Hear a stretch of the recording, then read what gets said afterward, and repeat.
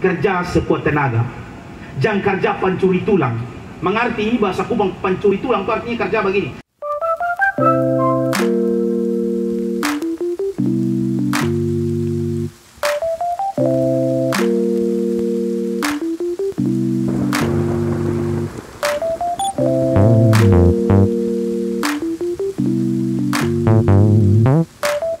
Salomo menuliskan kitab pengkhotbah ini, maka dia memberikan nasihat, dia memberikan pesan, dan hari ini datang kepada kita orang Kristen. Kalau engkau diberikan pekerjaan, tanggung jawab, kerja sekuat tenaga, jangan kerja pencuri tulang. Mengerti ini bahasa Kubang, pencuri tulang itu artinya kerja begini. Besok angka ini lu belum angkat tuh, ya sudah lu angka lah. Ketong bakliah kerja hanya balik dia buat itu, betul semua buat, besok buat itu, kenapa dia sudah buat? Kita kerja pencuri tulang, maka justru kehadiran kita dalam perusahaan, di dalam pelayanan, bukan berikan solusi tapi bawa masalah. Dibentuk panitia, ya kan, ada yang bagian lighting, ada yang bagian panggung, ada yang bagian sound system. Tapi ternyata ada yang di dalam panitia yang orang bilang mungkin kerja pencuri tulang. Dia tunggu yang lain sudah kerja, nanti dia bagian terakhir. Itu orang bilang kadang-kadang tuh.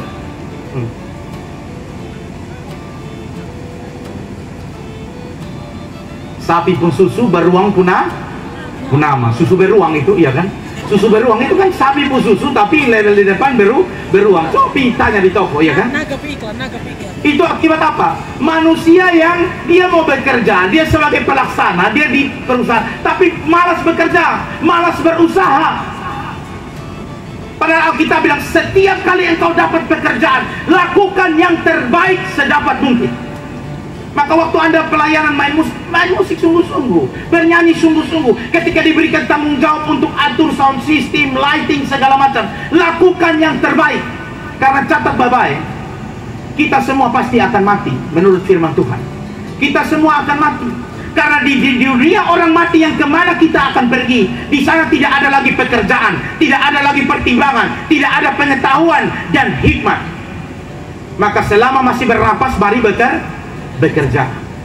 Apalagi anak muda memberi jawaban apa yang dikatakan oleh Pak Sekda tadi. Bagaimana supaya memberantas kemiskinan, supaya kita anak muda menjadi berkat. Mari jangan anak muda jam kerja ke tidur ngorok, bahaya. Anak muda ketemu kerja hanya duduk lingkar dan minum mabuk, maka susah. Daerah ini mau maju tidak akan bisa. Harus dimulai dari anak-anak yang cinta Tuhan, memiliki kesadaran selama kita masih hidup, Tuhan berikan kita kekuatan, marilah kita bekerja. Dari ayat ini juga mau menjelaskan, berarti orang yang pemalas kerja itu sebenarnya dia sudah mati, tapi belum kematian itu, dia sudah mati sebelum kematian itu datang. Karena orang yang hidup, dia akan bekerja dengan sungguh-sungguh. Segala sesuatu yang dijumpai tanganmu untuk dikerjakan, kerjakan itu dengan sekuat tenaga. Kerjakan itu dengan sebaik mungkin. Waktu diberikan kepercayaan melayani sungguh-sungguh. Jangan setengah-setengah. Katanya mau bawa terang Tuhan, katanya mau bangkit dan bersinar, tapi kalau ketong lakukan segala sesuatu masih dengan setengah hati, kita lakukan tidak dengan sungguh-sungguh, sulit hidup kita mau bersinar di lingkungan di sekeliling kita.